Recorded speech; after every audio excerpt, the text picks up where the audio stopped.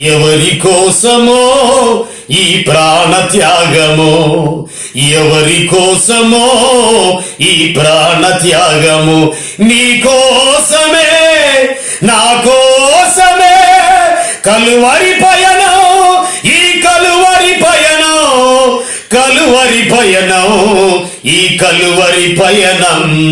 నీ కోసం నా కోసం ఏ పాపం ఎరగని యేసు ప్రభువారు శిక్ష పొందాడు. యేసు క్రీస్తు నందున వారికి ఏ శిక్ష విధి లేదు. అలాగైతే క్రీస్తు యేసులోకి వస్తావా, ఆయన నందుంటావా, ఆయన ఇదిగో ఆయన కృపలో దాగి ఉంటావా, అలాగైతే నీకు శిక్షా విధియులే.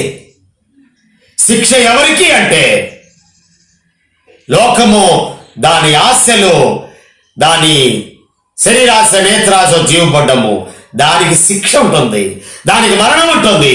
మరణపు ముళ్ళును విరిచిన మహనీయుడు మన ప్రభువైన యేసుక్రీస్తు వారు. అలాగైతే యేసు ప్రభువా నేను పాపిని అని ఒప్పుకుంటే చాలు, నీకు శిక్షా విధి లేదు. ఆయన నిత్య జీవము ప్రసాదిస్తూ ప్రేమ గల తండ్రి వందనాలు చెల్లిస్తున్నాం. అమూల్యమైన నీ మాటలు గొర్రె పిల్ల వంటి నాయన, నీ మాటలను బట్టి స్తోత్రాలు, సాధువైన నీ మాటలను బట్టి స్తోత్రాలు.